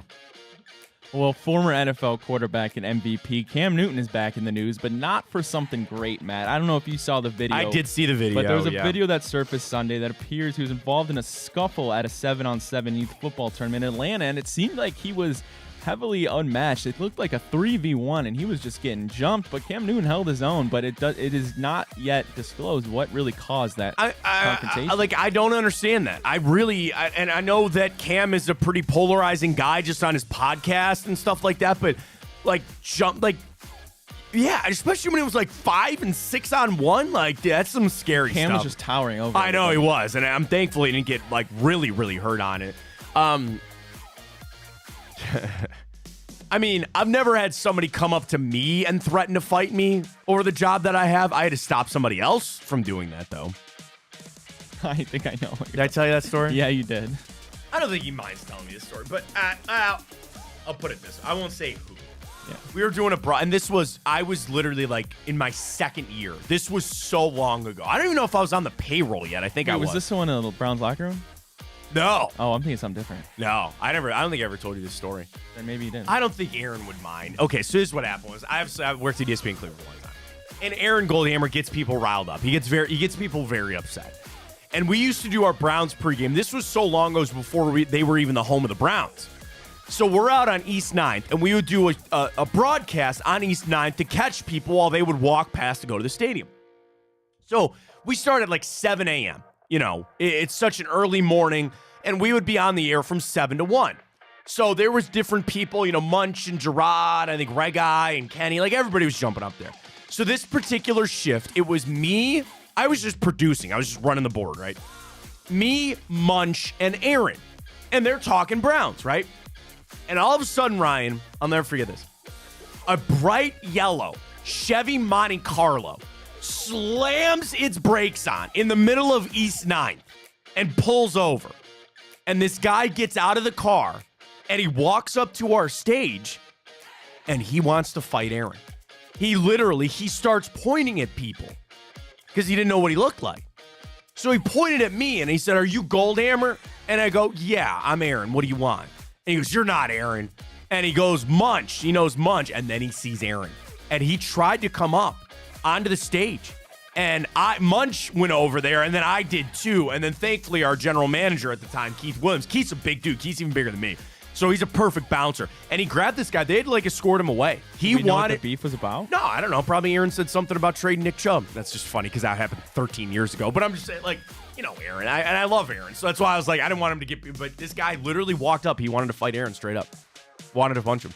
And Munch got in the way. Munch had the line. He goes, "If you fight him, you're going to have to fight me, brother." And nobody wants to fight Munch. Who would want to fight Munch? What are you talking about? So, yeah. So I'm just saying, I've seen it happen before. That is like it's kind of the game that you play with people, you know, like when you're out and about. And the thing is, we talk sports, right? Imagine how pissed off people get at political people, right? Or, you know, people like, I don't know. I think it's crazy. I'm glad that Cam is okay and he didn't, you know, get into a serious issue there. But yeah, let's not fight people. Let's not do that. Not a good idea. Alrighty, well, lastly here for the morning update, Matt, a report came out this morning, but really to no surprise, the Chiefs plan on giving Andy Reid. He will now be the highest paid coach in the NFL. And I want to ask you, Matt, do you think he's the best head coach in the NFL right now? Yeah, he's got to be. I mean, the record speaks for itself. I think the offensive innovation and the fact that over the last 2 years, it was their own problem, but they overcame getting rid of Tyreek Hill. And I know it's like, again, you still made that move, but you got rid of Eric Bieniemy. Like all Andy Reid has done has continued to prove that this is a lot of me. You know, I'm not saying that it's not Patrick Mahomes and it's not Travis Kelce and the coach versus player thing, the Brady and Belichick thing. You beat your head against the wall and never come up with an answer. But with a guy like Andy Reid, it is undeniable, absolutely undeniable about his importance to that team and what he does. He should be the highest paid. I think he's gonna be. If I'm him, the only problem is you're getting this deal. What, didn't he like 68? 65. See, okay, not so bad. I believe. Somewhere around there. He's got some time. Because what you want to do is get some deal like this when you're still in your 50s, you know, and be able to ride it out. I think he's probably pretty close, but this is the one to figure it on out, walk off into the sunset. That's the way to do it. It's a good for Andy Reid. Congratulations to him. Very well deserved. Where's Stefanski's deal? I sent a tweet out, and I don't run from it. I thought it was going to be very close. I'm not in the Browns breaking news business. That's not my business. I will turn you to Mary Kay and Tony and Daryl and Ashley and Dan and Scott and everybody else. That's what they do. Chris Easterling, all those guys. They're great. They're fantastic. But I do know some people. Somebody dropped me a little like they thought it'd be before the combine. And I guess it's still the week of the combine, but maybe not. And I know Jack, by the way, shout out to Jack Duffin, during our show 30 minutes ago, sent a tweet out about why there's zero reason to not restructure Watson. So here I am, setting up a great interview for tomorrow, if we get him on tomorrow, where I said I view it as there's a lot of reasons to not restructure him and just let it ride out. And Jack is saying, no. There is no reason to not do it. We go back and forth. We'll figure it out. But regardless, Jack felt like May, June, somewhere around there. I thought they might have it done already. Maybe they do. Maybe they're waiting to announcement. I don't know. You want to read Jack's tweet before we get to Immaculate Grid? Because that's straight up to do with the Watsons. So we started the show talking about Sean Watson. And I just want to frame my point of the argument here that you got an unprecedented jump in the salary cap. It was even higher than you expected it to be. So if you're given this extra money and what is shaping up to be an underwhelming free agency class, you eat up a good chunk of Watson's contract this year to maybe leave the flexibility that they can move on from him if needed. Now, Jack and Jake Burns, both of the OBR, there's a world, and I know they do a great job at the OBR. I want to moderate a table with them. You know what I mean? Like, could you imagine just Browns talk with Jack and Fred and Brad and Noah, everybody? Just sit them down. We just go back and forth. Write that idea down. That's a good idea. Here's Jack's tweet on it. There's zero reason for the Browns not to restructure Watson this offseason. Restructures are all about creating cap flexibility to make moves in the future so Jimmy can outspend the league. A lot of the space they create will be rolled over. Don't forget that. You can roll over cap space. But there's an irrational fear of dead cap, too. And then somebody tweeted that Jake had an interesting take on it last week. Would be interesting to hear talk about it. Restructuring Watson locks him into being a Brown through 2026, where not doing it only locks him in through 2025. And Jack said, I don't agree with that. He's locked in through year 4 either way. Trading off a year comes down to $46 million. A team is willing to eat on that deal, most likely so he warms the bench in the final year. And then Jake got in and talked about so again, those guys are going back and forth a little respectfully, talking about the money that the dead cap would be on the Browns. So I guess I look at it and say, why not eat up a good chunk? Because again, the more money here's the way that I view it. The more money that you pay, again, you had a $230 million contract that was broken up over that 5 years, right? And there's money allocated to each year. And when you restructure, what you're doing is taking a chunk out of this year and sprinkling it on the other years. But you still inevitably have to apply that money to your cap. I'm looking at, why not take a chunk out of it right now? It's almost like, again, maybe this is not the right way. It's like a mortgage on your house. You can keep refinancing, but you're still eventually going to have to pay that money. And here I am with an opportunity. Why don't I just take a big chunk out of this?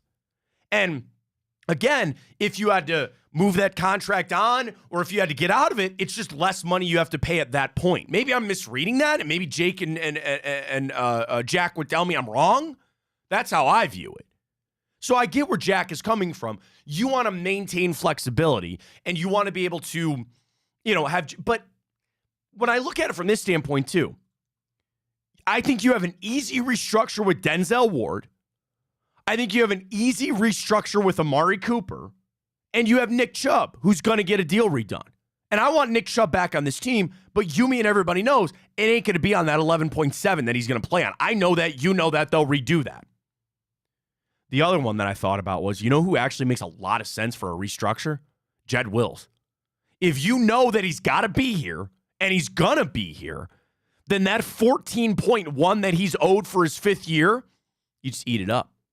Or some people don't want to hear this. Do you sign him to an extension and he's your starting left tackle for the next 4 years?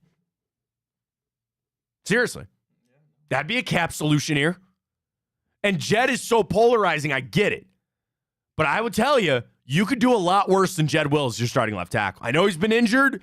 I know his play's been up and down, but I'm just saying. Those are all things that Andrew Barry's going to have to figure out eventually as they go on. All right, Ryan, we got to get this figured out. It is time for our Immaculate Grid. Here we are.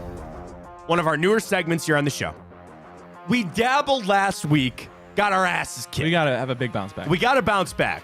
So here's how it works. Today is day one of our official scoring on the Immaculate Grid. Ryan and I are on a team, and I also thought about putting a time constraint on this. To say we have to do it within, 8 minutes? Something like that. There's 9 groups, so we should really do maybe 9 minutes. We'll talk about that later. Here's how the scoring works. If Ryan and I fill out the whole grid, we only get 1 point. Any open grid gives the fans 1 point each. So you could really double up on this.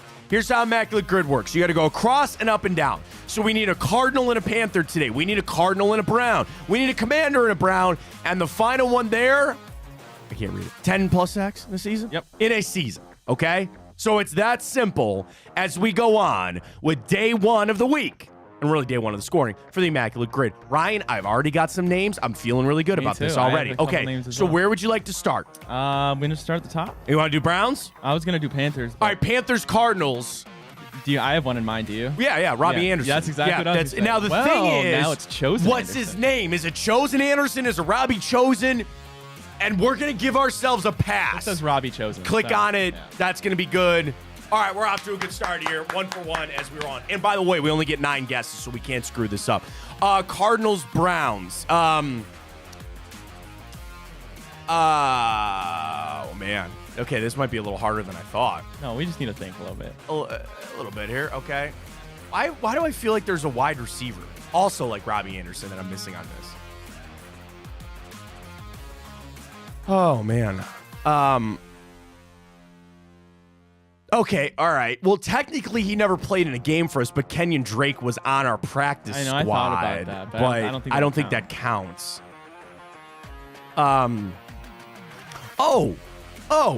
Was Ernest Biner? Did he not go to the Cardinals after us? Before my time, brother. Will you give me the Google on that? I don't know if we can do that, man. What?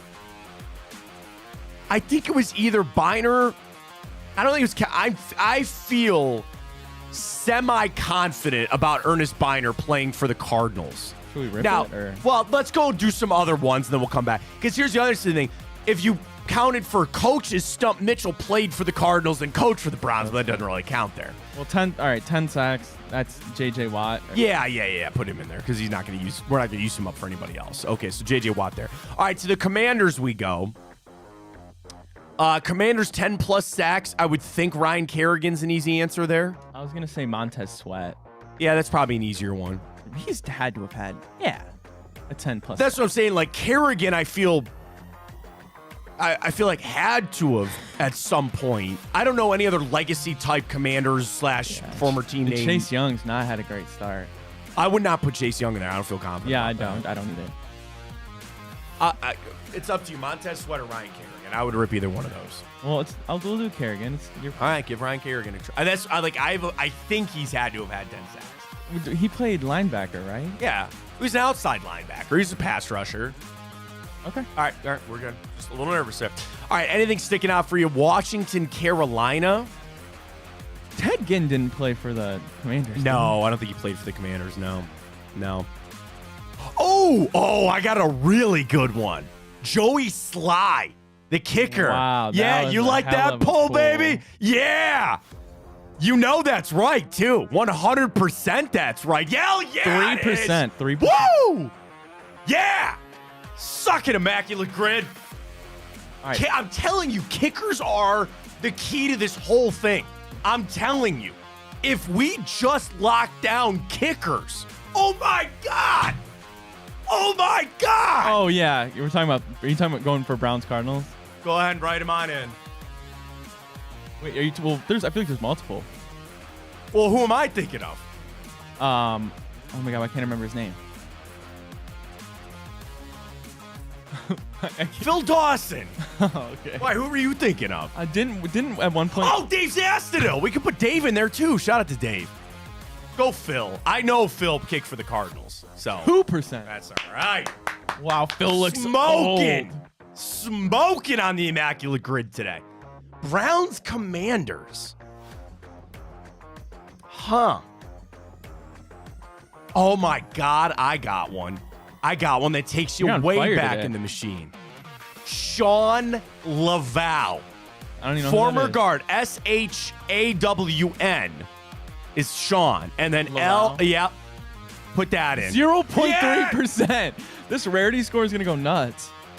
Take that, immaculate grid. Now it's all Jets here. Jets, right, Jets 10 plus sacks. Well, Jets, Browns, I've got to do one. Jason Trusnick. Yeah, He's my step cousin. I was going to do Terrell Pryor.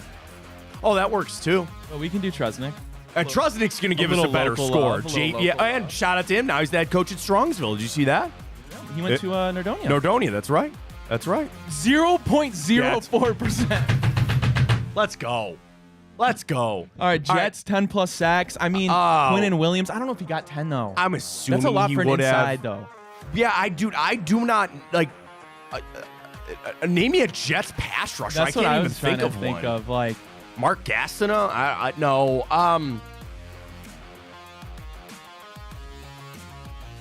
Quinnen Williams has to have had 10 sacks. I think he's got to have 10 sacks. Go for it. 2 ends in Quinnen, I think, by the way. Okay, I don't want to mess this up, Matt. I would feel pretty good about it. No! Wait. What? We got it. We did? Oh, my God. It was delayed. Oh, my God. I got so nervous on that. All right, Panthers, Jets, and we win, Matt. Panthers, Jets, and we start off immaculate grid this week with a point from Matt Ryan. We could have used Robbie Anderson for that, too, couldn't we have? Yes, we could have. But again, I think that might have been tougher. I feel a little bit better about Panthers, Jets. Oh, man. Okay, maybe I don't. There's got to be a quarterback. Yeah. There's got to be a quarterback. Jake Delhomme didn't play for New York. Fitzpatrick? I don't think he ever played in Carolina. Are you sure? I'm pretty sure. I don't think so. I could be wrong. I mean, write that down. Ryan Fitzpatrick's our cheat code on this. I kind of somehow like a kicker, too, for some reason. I don't know.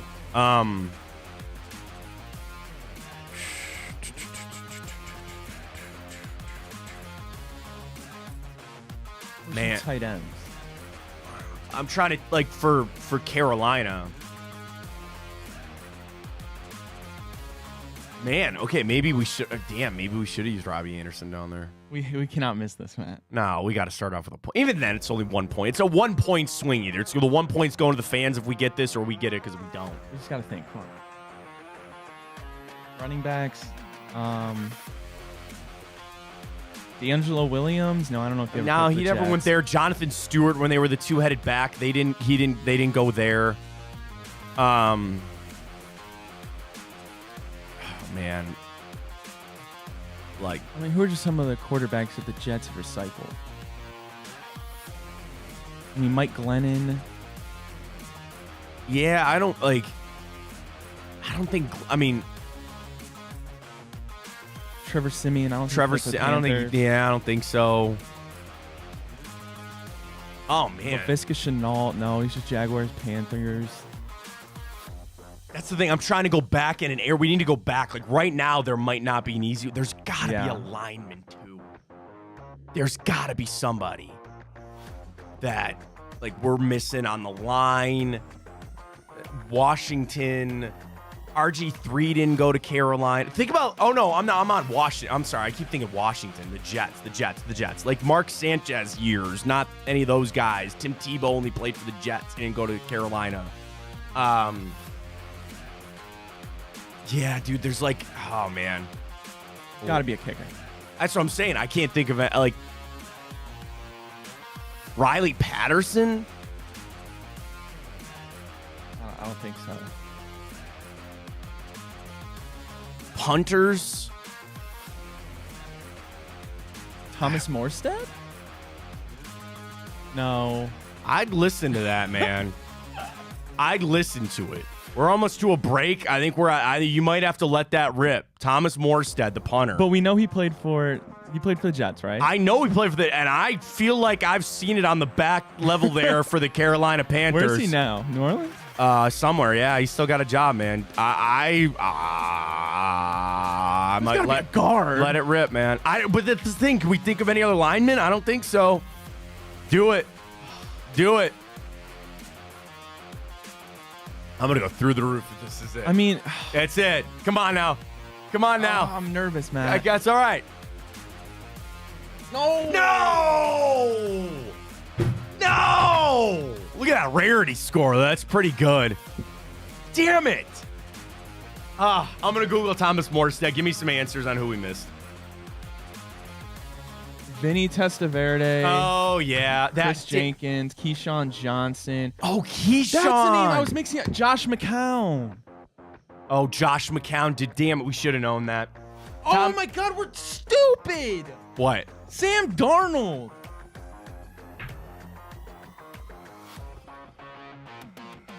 Thomas Morstead's played for the Saints, the Jets, Falcons, Dolphins, and the Jets again. That's where he's been. We're learning, man. We're learning. So Ryan's going to keep score. Day one, that is a point for you, the listeners out there. You're up 1-0 with the Immaculate Grid. I'm so upset. I know. Damn it, Darnold, man. You just get blinders on. Yeah, it's impossible. I need to start doing some draft. We need to start going through on draft histories on some of these teams and get it lined up and ready to go. All right, good stuff on Immaculate Grid. When we come back, we're going to jump into timeout. We get our bracket reveal from the week. We'll get to that coming up as well. Stay with us. Fontana Show right here on Big Play.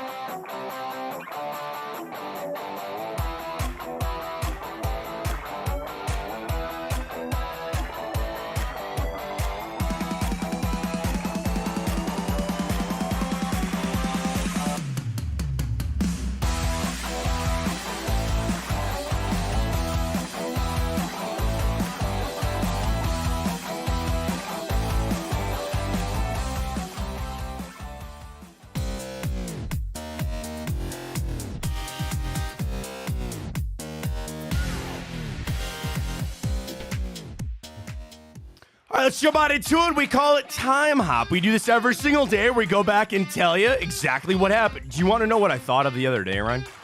It's going to be weird for us because we have a leap year. Like, there's the 29th of February coming up, right? Yeah. Is that not? Yeah, this is the year. What am I going to do for that day? There's got to be some things.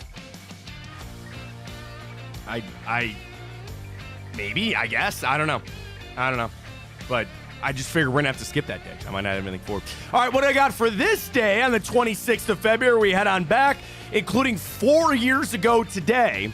A report from Ian Rappaport that an important focus for Baker Mayfield going into the season was fitness and body makeup. He plans to be slim. Remember when he put that weight on? Yeah. And Freddie, oh man, I listen. I'm sure he's a good coach. He's a hell of a nice guy. But like, whoever told Baker Mayfield to put that weight on, bad idea. Oh, they told him to? Yeah, they did. Somebody told him after his rookie season. They're like, we think you can put some weight on. And maybe Baker took that to an nth degree level that they didn't expect. I don't know. I really don't know. But yeah, that was the thing. They told him to put some weight on because, again, going back to sports radio and sports talk, which is what I was doing, they were showing, dude, he looks fat. He looks fat. He got a gut on him. He ain't playing well. And we were all talking about I can't tell you how many conversations we had about his flak jacket. You know, quarterbacks wear a flak jacket under. They protect their ribs and stuff. And everybody was coming to his defense saying the flak jacket was making him look fat. And in reality, you know, like just that's the stupid level stuff that we were talking about back then. But he did lose the weight, came out, and I obviously played pretty well in 2020. Also this day, 2020, there's a report the Browns would pursue Chase Daniel to back up Baker. If possible, of course, they would go get kind of a level of Chase Daniel with Case Keenum. Man, I have one after you're done. For a time hop today. Oh, do you? I just saw it on Twitter. I gotta play it. Okay, all right, we'll do that. This day, 2018, the top 100 players in baseball came out.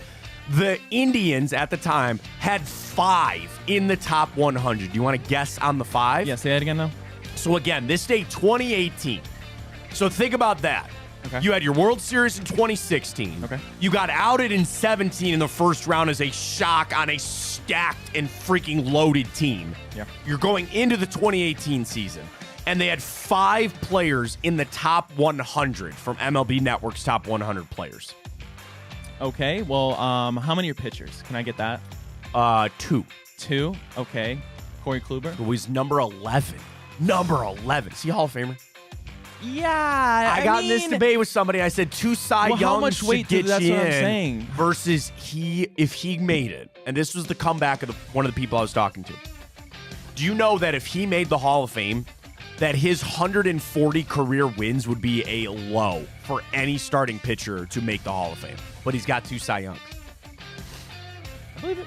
I don't know if he'll make it in. But yes, Corey Kluber was 11. That's number 1. That's 1. Was Trevor Bauer in there? No. No? Okay, then was in one more pitcher then? Yes. Cookie? No. Was not a starter. Clevenger? No. This guy was as dominant Oh, not a starting pitcher. Not a starting pitcher. Oh. Yeah. Well, we probably got rid of him by then, but Andrew Miller? No, Andrew Miller's 81. Okay. He was there for this year, and then eventually he'd go. So there's 2 pitchers. That makes sense. So then the rest are position players. See, okay, Lindor? Lindor's 15. Was Jose there yet? He was 26th. So I'm missing one? One more. I don't know if you'll get it. So again, this day, 2011, the Indians, Guardians, had 5 players. 18 or 11? You mean 2018? 2018. They had 5 players in the top 100. Kluber was 11. Lindor was 15. Jose was 26. Andrew Miller was 81. And this final player was 76. So he wasn't like really high on the list, but 76 on the list. Man, I don't know how much love they showed to him then, but Carlos Correa. I mean, not Carlos Santana, I meant. Carlos Santana is close, but not him. Close in what way? Like, of that era, Santana and this guy were basically the same.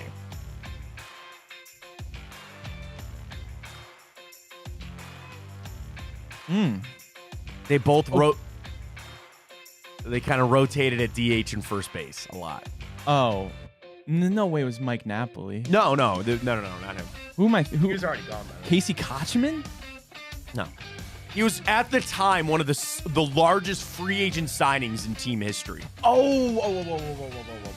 Edwin Encarnacion. Edwin Encarnacion was 76. The parrot. There it is. if they did, and I'm sure MLB, I think it's coming out. I think I saw Jensen say he started to put some of his names in. So I'm assuming that'll come out quick. I would imagine you might only have one.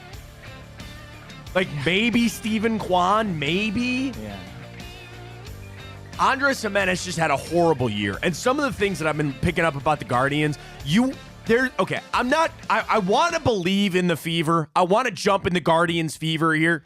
And if you want to think that they got a chance to win the Central, I'm not saying it's coming down to one guy, but if Andres Jimenez can show the hell up like he was supposed to after getting that deal, then you got something to talk about. I don't think he will be in it. He's not going to be. No, I'm not talking about Jimenez. I'm talking about this guy I'm about to say. I don't think he'll be in it, but I think just based on what he did last year, I mean, you got to actually consider top 100. Tanner Bybee. Yeah, I mean that. Class A will be too. So again, you'll have two. You'll have Jose and you'll have Class A. I'm selling him short. I apologize for that. You're not going to get Bieber. You're not getting McKenzie. And those guys could be one day if they were healthy. Yeah, Bybee maybe. That rotation can be fun. Dude, we got a little Guardians I watched this weekend, man. Yeah. Those jerseys are horrible. You can see their pieces. You can see through the pants. Bleep this out. Those are horrible pieces of shit. And Rob Manfred should be ashamed of himself. It's not even that you can see through the pants. It's they have different lettering on the names. Yeah. J.A. Happ only has 4 letters in his last name, and the P and the P were different. Oh, How Lord. do you let that happen? There are high school teams with better jerseys than Major League Baseball. Oh, well, we want them to be breathable and lighter. Who gives a damn? I know the players and it gets hot. Trust me, these guys have played their entire lives in bad uniforms in 97-degree heat standing out there in the outfield. It's not going to be that big of a deal to them. Trust me. Just pieces of shit, man. Horrible. Sorry, I digress, but we continue on. This day, 2014, I got to own my mistakes, Ryan.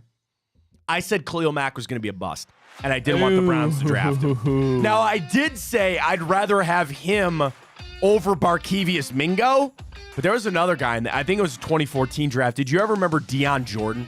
No. Did he go to Tennessee? No, he went to Oregon. He was a DN guy. So the 2014 NFL draft, Jadeveon Clowney went 1. Then Greg Robinson, you remember him, Weed Man himself, went 2. Wait, but then didn't Barkevious Mingo then was 2013? Oh, was he? Yeah. Oh, I think I was just saying that I would rather have him over Barkevious Mingo. You're right. I think I screwed that up. So this 2014 draft, you want to know how bad this screw up was? Clowney goes 1. That's fine. Whatever. What are you going to do? Robinson goes 2. Blake Bortles goes 3. And Sammy Watkins goes 4. How about this stretch, Ryan? I think I can name some of them. Khalil Mack, Jake Matthews, So Mike Evans. Mike Evans. Then we take Justin Gilbert. Anthony Barr goes 9. Eric Ebron 10. Taylor Lewan 11. Odell goes 12. Aaron Donald goes 13. Kyle Fuller, the corner, goes 14. Ryan Shazier 15. Zach Martin 16. And CJ Mosley goes 17. Here's why I bring it up. From picks 5 to 17, every single one of them made at least one Pro Bowl except Justin Gilbert. Yep. After Justin Gilbert, Odell, Aaron Donald. Think that through. Just think that. I know Odell, whatever, take what you want. But what a screw up that was. But I did. I said I didn't think Khalil Mack was going to be very good. But here I am eating that today. Also, end of an era, so to speak. Browns released DeQuell Jackson this day, 2014. Beloved Cleveland Brown. Honestly, I would say one of my top 10 favorite Browns of all times, or at least since 1999. Coming back. I love DeQuell. He's a good dude. He's back, I think, doing some coaching with the team, around the team a little bit. But they released him this day, 2014. This day, 2013. Justin Masterson was named the Indians' opening day starter. I think he might even surpassed Bob Feller for the most opening day starts in a row. Wow. It was like him, then I think Bieber had, I can't remember. But that was Justin Masterson. A very serious one that I bring up, and these are sad ones that I don't like to bring up, but they're very important. Trayvon Martin. was killed, unfortunately, this day 2012. And wow, that was already 12 years Can you ago? believe that? 12 years ago. And, you know, you'd like to think that we're in a better spot 12 years later. I don't know if we are, but it's a sad one, but it's important. This needs to be brought up. It needs to be brought back up again. So it happened 12 years ago today, unfortunately. This day, 1989, the Cowboys fired Tom Landry after 29 years as the head coach of the Dallas Cowboys. Is that the longest tenure ever? Gotta be. I mean, Belichick was... He was like 25, I think. Oh, yeah, you're right. 29? Let's see this. Yeah, longest tenured... 24 seasons. George Halas, 40. Curly Lambeau, 29. Tom 40? Yeah, George Halas. Head coaching with the Bears. Curly Lambeau, 29. Tom Landry, 29. And Don Shula, 26 are the only ones ahead of Bill Belichick. Now, here's Certainly the we'll never thing. see that again. Well, Mike Tomlin is at 17. And John Harbaugh is now at 16. Yeah. So, I mean, they got to go 10 more years, but still, like... That's not happening. I don't think so either, but, you know, you never know. This day, 1983, Thriller by Michael Jackson goes to #1 on the charts, and Ryan, it would stay there for 37 consecutive weeks after that. I wonder what that record is. Doesn't surprise me at all. Record for #1 record... Billboard, right? The longest, okay, the Billboard Hot 100. Is that what I'm looking for here? I'm just looking at the charts, right? It's the same thing, I guess. The #1 for weeks, or I'm sorry, for the song.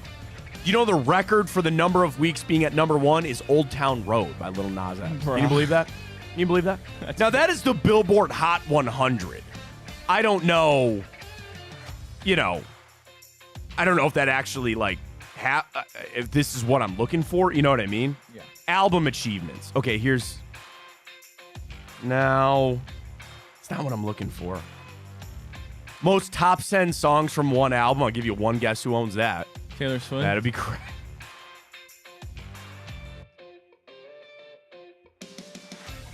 I don't have it. Yeah, so 37 weeks for Thriller goes to #1. This day, 1967, Mario Andretti wins the Daytona 500. Do you know his claim to fame and legacy when it comes to something that no one else has ever done? Can't say I do. He won the Daytona 500, he's won the Indy 500, and he's won the Monaco Grand Prix in Formula One. No other person in history has ever done that except Mario Andretti. This day, 1935, Babe Ruth was released by the Yankees. He would go play one more season for the Boston Braves before he retired. This day, 1919, the U.S. Congress established the Grand Canyon National Park. Never been, want to go, though. Never been either. Never been, want to go. Very happy birthday goes out to NFL Hall of Fame running back Marshall Faulk. Craig Porter Jr. Happy birthday. Former Brown for at the point. P.J. Walker. I'd take him back. I'd take him back in a heartbeat. Jackie Gleason. Fats Domino. Michael Bolton. And the late, great Mr. Johnny Cash celebrating a birthday today. All right, I only have one for you today. Matt, before we get Oh, there. I'm sorry, you have one. That's right, you have one. I got Yes, one. you do. So, Okay. Matt, this day, February 26, 2012, a man asked a question, and he quickly answered it himself. Are you ready for this? Yes. Here we go. Strike to claim it. A strike to claim it. And he got it! Oh! That's number 5. Are you kidding me? That's right. Who do you think you are? I am. Dude, oh my God. You want to know what?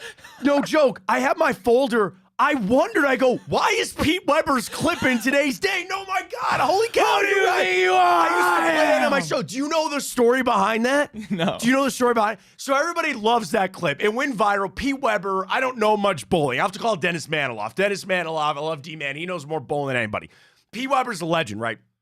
So that was, do you know that Pete Weber lived a rock star lifestyle as a bowler? And he said, he goes, yeah, I've spent hundreds of $1,000s on cocaine and gambling and women, all this other kind of stuff, as a bowler, by the way. So he won a major, right? And he turns around and he says, who do you think you are? I am. And they asked him later, they go, what the hell was that? And he said that there was a 12-year-old kid heckling him in the first row. Absolute I think legend. at the U.S. Open. I think that was at the U.S. Open. And he was heckling him. And what he meant to say was, what do you think of that? But it came out as, who do you think you are? I am. What an absolute legend. I got it. Okay. Yeah. Hang on.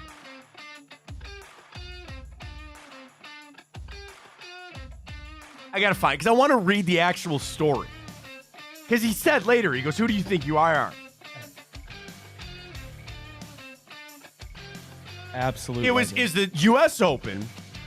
This was a chance for Pete Weber to pass his late father and record of Dick Weber for the most U.S. Open championships. He began as a low seed, at one point, he started to get chippy with an audience member, and it looked to visibly upset him. He said it later with an interview with Storm Bowling. Weber revealed why he bragged in the first place and what caused him to mess up. And he goes, I guess everybody wants to know is, where did I come up with it? Well, being caught in the moment of throwing a strike and being as excited as I was, I had a kid rooting against me during the match. And he was doing it loud enough for me to hear, and it was making me mad. So what I really wanted to say was, who do you think you are rooting against me? I'm the man of this tournament. And what he ended up really saying is, who do you think you are? I am. So again, what he wanted to say was, who do you think you are rooting against me? I'm the man of this tournament. And ended up saying, who do you think you are? I am. Absolutely. It worked out well for all of us with Pete Weber. I'm glad you brought that up, Ryan. I'm glad you brought that up. Because again, so I have, no joke, I've been doing Time Hop for years. So I have a catalog. And I have sound clips. And some of them we can't play here, or some of them whatever. And I looked in today's day and I go, why do I have Pete Weber in here on this day? I thought I screwed up. No. So I wrote it down. So at least I got it. So thank you very much. All right, one TV show for you today. And I will fully admit, this is obviously a massively popular television show, but there's been a lot of offshoots, okay? So I'll give you that. This show debuted this day, 1986, as an animated show. I guess maybe I'll leave you a little bit of a layup here. It follows the adventures of Goku, a young boy with exceptional strength. Everybody knows who Goku is. Okay. Dragon Ball Z. Well, no, see, here's the funny thing. This is just Dragon Ball. Oh, okay. Then Dragon Ball Z came out. So again, yes, Dragon Ball. The series is an adaptation of the first 194 chapters of the anime created.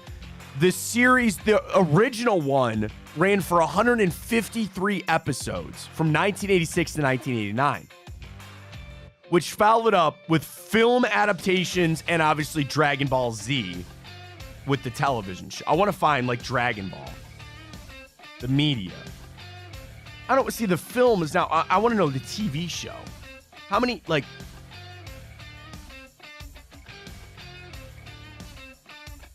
Dragon Ball, Dragon Ball Z, Dragon Ball GT, Dragon Ball Z Kai, Dragon Ball Super, Super Dragon Ball Heroes, and Dragon Ball Drama. I want to know how many of all of that. How many episodes? Yeah. I mean, thousands. Oh, I got it right here. Okay, fine. 806 episodes. There's animes with a lot more than that too. Oh no, I know. The anime is a huge. I have a friend who's really into. I get it. 806 episodes of Dragon Ball Z, including the movies that also came out too. So it all started this day, 1986. Great stuff on that. All right, Ryan, let's get to it. Let's reveal our bracket of the week. Your favorite fast food space. We gotta have a debate. Chipotle is in. Okay. So here's the parameter. If you get your food within 5 minutes, Panda Express in. I guess here's the thing. If there's a, what's the word I'm looking for here? When you go up and you go down the line? Yeah. What do you call that? I know it's the line, but it's not like a buffet line. It's I know what you mean. Subway should count. Yeah. And now, even nowadays, Chipotle, some of them have drive-thrus. Right. Chipotle is in. I think Panda Express is in. I do think we should keep, because I thought about doing your favorite pizza chain. Somebody, a streamer I was watching got into a heated debate last week about the best pizza, national chain pizza. National chain? Okay. Yeah. I thought about doing that, but I was like, let's just open a fast food. Yeah, I like fast food. Yeah. All right, do fast food. Chipotle's in. Panda Express is in. Red Robin is not in. Who the hell said that? I'm just thinking of restaurants of that same ilk that people would go, like Applebee's doesn't count. Oh, hell no. Like Five Guys is in. Yeah. But what about like because people are going to flood it with a lot of the national sub places. You know what I mean? We can limit it to a couple. I mean. Yeah, Jersey Mike should make it. I love Jimmy John's. R.I.P. Quiznos. Jimmy John's. I flipped a little bit. I like Jimmy John. Jimmy John's my number one for a long time. I am all on Jersey Mike's, man. I'm all Jimmy John's. I'm all on Jersey Mike's right now. Subway, I used to love Subway. Mr. Hero. Dude, there's nothing better in this world. I haven't than had the that tuna in probably sub. 10 years. Oh, my God. The tuna sub. Because my wife doesn't like it. So when she goes to dinner sometime, not anymore with the kids, but like back in the day, it used to be like I was on dad duty at the night. So we put our kid to sleep. She'd go to dinner. I would order myself. I would always and forever get a large tuna sub from Mr. Hero, large Pepsi, and large wafer fries. Get that dropped off at the door, go play some video games, pour myself a whiskey. That's a night right there. Wow. That's a night right there. Wow. I would do there's nothing better. She'd come home from her dinner with her friend. She'd go right to bed. I'm like, I'm down here. Honey, I'm chilling. I'm mad chilling right here. We're good to go. So, like, yeah, sub shops will be in. I think everybody will get it with the fast food. So here's the thing. We need your suggestions. Tweet it at us, at Matt Fontana Show, at Matt Fontana3. We're going to get a Tipico boost up tonight, but we got to talk to some people. Folks, this week is going to be big for our Tipico because I think we're revealing the contest. They might even do it tonight on Big Play. Probably. I don't know. Tonight, Big Play, Blake and Greg Williams, Hanford, and Booby all across the channels at Big Play. Follow it there. Follow us at Matt Fontana Show, Twitter, Instagram, Facebook. It's everywhere, including on Twitch. Appreciate everybody's support. Back tomorrow, 9 to 11, same time for a spicy 2 for Tuesday. I can't wait. Blackjack or roulette. That's going to be a fun. Yeah, we're going to do that tomorrow. We'll do it on 2 for Tuesday and get the bracket rolling. Appreciate everybody joining us. We'll talk to you tomorrow. For Ryan Tyler, I'm Matt Fontana. As always, take it easy.